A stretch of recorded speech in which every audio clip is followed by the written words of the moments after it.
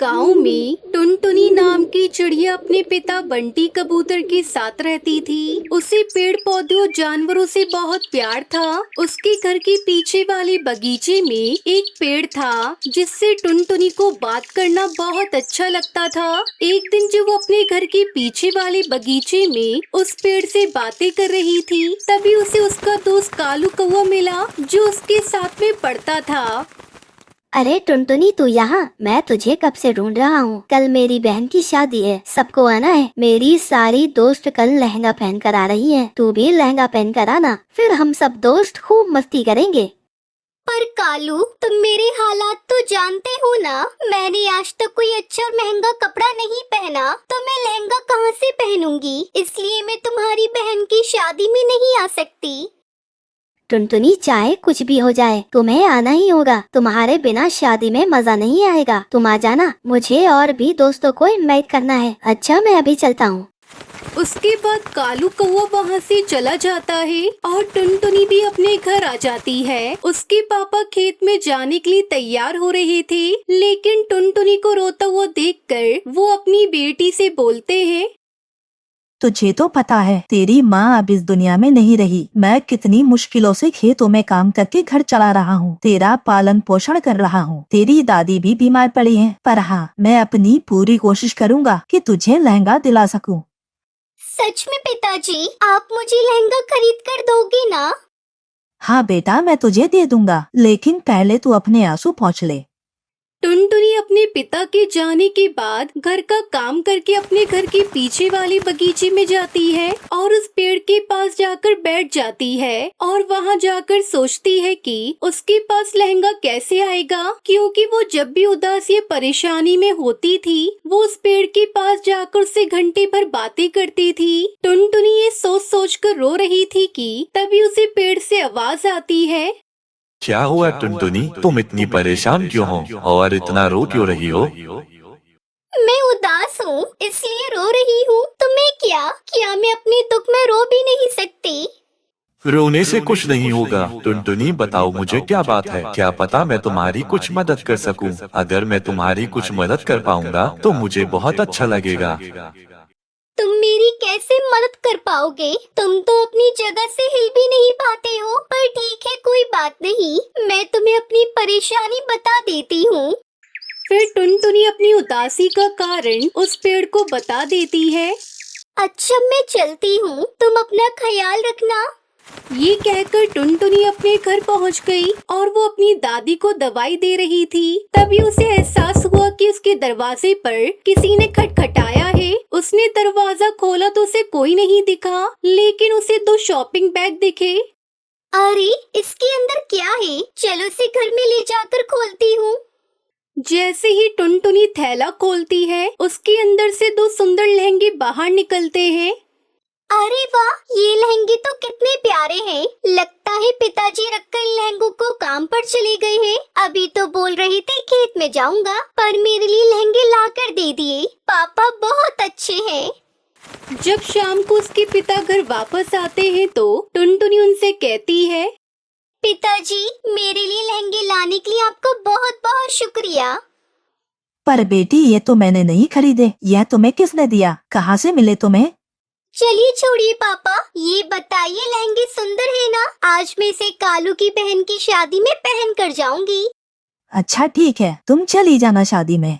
फिर शाम को टुनटुनी वो लहंगा पहनकर कालू की बहन की शादी में चली जाती है। सब पक्षियों का ध्यान सिर्फ टुनटुनी पर था। सबने उसकी बहुत तारीफ की। आज तक टुनटुनी को इतना सम्मान नहीं मिला था। जब वो अपने घर आई तो बहुत खुश थी। फिर अगले दिन वो अपने घर के पीछे वाले बगीचे में गई और उस पेड़ से बोली, सुनो दोस्त, मुझे पता चल गया है कि तुमने ही वो मुझे जादुई लहंगे दिए थे। तुम बहुत अच्छे हो। टुनटुनी इतना कहती है कि तभी वो पेड़ एक जादुई लहंगे के पेड़ में बदल जाता है और टुनटुनी से बोलता है, टुनटुनी, मैं एक जादुई लहंगे का पेड़ हूँ।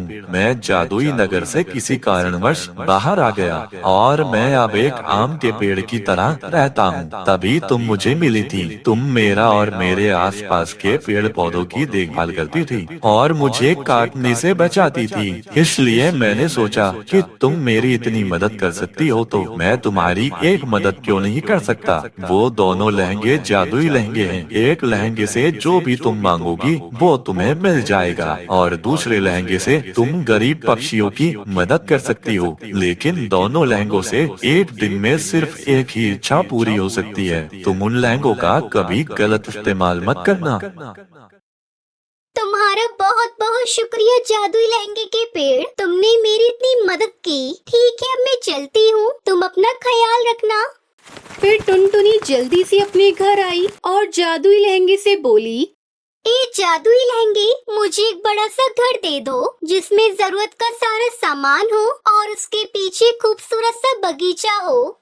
टुनटुनी के इतना कहते ही वो घर एक बड़ा सा घर बन गया और उस घर के पीछे एक सुंदर सा बगीचा था जहाँ पर बहुत सारे फूल और तितलियाँ थी। जब बंटी कबूतर काम करके खेत से वापस आया तो अपने घर का रूप बदला हुआ देखकर वो हैरान रह गया।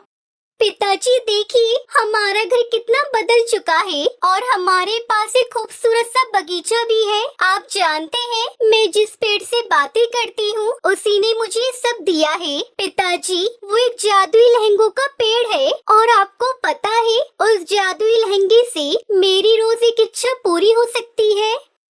उसके पिता बंटी कबूतर और टुनटुनी बहुत खुश थे। वो हर रोज अपने बगीचे में जाकर पक्षी और जानवरों को खाना खिलाती थी और उनकी देखभाल करती थी। अगले दिन टुनटुनी उस लहंगे से बोलती है, ये जादुई लहंगे, मेरी दादी को बिल्कुल स्वस्थ कर दो। इतना कहते ही टुनटुनी की दादी बिल्कुल ठीक हो गई। उस दिन के बाद से टुनटुनी अपना जीवन हंसी खुशी व्यतीत करने लगती है। समधन जी, कहाँ है मेरा ब्राइडल लहंगा जो हमने बहू को दिया था? अब जल्दी से वो लहंगा बहू को पहनाइए, तभी ये शादी होगी, वरना ये शादी नहीं होगी। टूनी चिड़िया ने रोते हुए सारी बात अपनी समधन को बताती है। समधन जी, हमने जानबूझकर कुछ नहीं किया। ये मेरी बिटिया की इज्जत का सवाल है। मैंने बिटिया के लिए दूसरा ब्राइडल लहंगा खरीदा है, पर ये मेरी टुनटुनी को फिट नहीं आई। हम पर दया कीजिए, ये शादी होने दीजिए। सारी बातें आप झूठ बोल रही हैं। कह क्यों नहीं देती? आपने मेरे कीमती ब्राइडल लहंगे को बेचकर ही ये सारा इंतजाम किया है। चल बेटा कालू, हम इन चोरों की बेटी से तेरी शादी नहीं कर सकते। क्या पता इनकी बेटी हमारे घर बहू बनकर जाए और हमारा घर ही साफ कर दे। हाँ माँ, तुम ठीक कह रही हो। चलो चलते हैं। दोस्तों, कल की वीडियो में आपने इतने कम लाइक क्यों किए? मुझे बहुत बुरा लगता है। दोस्तों, जब मैं आपके कहने पर कहानी बनाती हूँ और आप बहुत कम लाइक करते हो, और जब आप कम लाइक करते हो तो मुझे वीडियो बनाने का बिल्कुल भी मन नहीं करता है। तो प्लीज दोस्तों, अभी इस वीडियो पर जाकर लाइक कर दो। समधन जी, मेरी बात तो सुनिए। समधन जी, मेरी बेटी को यूँ छोड़कर मत जाइए। जंगल में मेरी क्या इज्जत रह जाएगी? अगर मेरी बिटिया की बारात वापस लौट गई तो जंगल के सारे पक्षी मुझ पर थू थू करेंगे। कौन करेगा मेरी बेटी से ब्याह? मेरी पगड़ी उछाल कर मत जाइए समधन जी, आपकी भी तो एक बेटी है। जरा जबान संभाल कर बोलिए समधन जी। खबरदार, जो आपने अपनी जुबान से मेरी बेटी का नाम लिया तो आपकी जुबान मैं खींच लूंगी। गलती हो गई समधन जी, माफ कर दीजिए। आप जो कहेंगी वो मैं करने को तैयार हूँ। बस आप शादी की रस्में पूरी होने दीजिए। अच्छी बात है समधन जी, आप मुझे 5 लाख रुपए दे दीजिए। हम आपकी बेटी को अपनी बहू बनाकर ले जाएंगे। ये आप क्या कह रही हैं समधन जी? मैं गरीब हूँ, इतने पैसे कहाँ से आएंगे मेरे पास? अगर आप 5 लाख रुपए नहीं दे सकती तो बिठा कर रखिए अपनी बिटिया को अपने घर। चल बेटा कालू, हो गया फैसला। हमें तेरी शादी इन फकीरों के घर में नहीं करनी। टुनटुनी चिड़िया की बारात लौट जाती है। घर में मातम छा गया।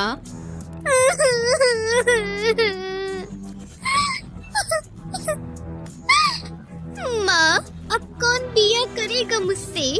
बिया तो मेरी किस्मत में ही नहीं, मेरी तो किस्मत ही फूटी है। माँ, मुझे आपने मार क्यों नहीं दिया था? अब मुझ गरीब से कौन शादी करेगा माँ? चुप हो जा मेरी बेटी, चुप हो जा। भगवान ने हमारी टुनटुनी के लिए कालू से अच्छा दूल्हा लिखा होगा। सब्र रख बिटिया, सब ठीक हो जाएगा। टुनटुनी पूरी तरह से टूट चुकी थी। समय अपनी रफ्तार से बीतने लगा। एक दिन टुनटुनी नदी पर बैठी हुई थी, तभी एक कबूतर नदी पर पानी पीने आता है। अरे, आपको मैंने पहले कभी नहीं देखा। क्या आप इस जंगल में नए आए हो? हाँ, मैं इस जंगल में नया आया हूँ। मैं एक इंजीनियर हूँ और इस जंगल में सड़क बनाने का काम करने आया हूँ। मेरी यहाँ किसी से भी जान पहचान नहीं हुई। अच्छा हुआ जो आपसे मेरी जान पहचान हो गई। मेरा नाम बंटी है। और मेरा नाम टुनटुनी है। आपसे मिलकर अच्छा लगा। धीरे धीरे समय गुजरने लगा। टुनटुनी और बंटी में प्यार हो गया। फिर एक दिन बंटी और टुनटुनी को कालू को साथ में देख लेता है। अच्छा, तो टुनटुनी की प्यार की खिचड़ी यहाँ पक रही है। मैं इन दोनों को एक नहीं होने दूंगा, क्योंकि मेरा नाम है कालू, काले दिल वाला। इस तरह कालू को उन दोनों को जुदा करने का प्लान बनाने लगा और उसे मौका मिल गया। एक दिन बंटी कबूतर जंगल की सड़क का निर्माण चेक कर रहा था, तभी कालू मोटर गाड़ी से बंटी कबूतर का एक्सीडेंट करने वाला था। तभी टुनटुनी चिड़िया बंटी को बचा लेती है और गाड़ी के आगे खुद आ जाती है। कालू वहाँ से भाग जाता है। टुनटुनी, ये तुमने क्या किया? अपनी जान पर खेल गई। क्यों किया तुमने ऐसा? मैं उस कालू कौवे को नहीं छोड़ूंगा। टुनटुनी को किसी तरह डॉक्टर बुलबुल बचा लेती है और दूसरी तरफ कालू को वो जंगल पुलिस के हत्थे चढ़ जाता है। इस तरह कालू को उसके किए की सजा मिल जाती है और बंटी और टुनटुनी चिड़िया की शादी धूमधाम से हो जाती है।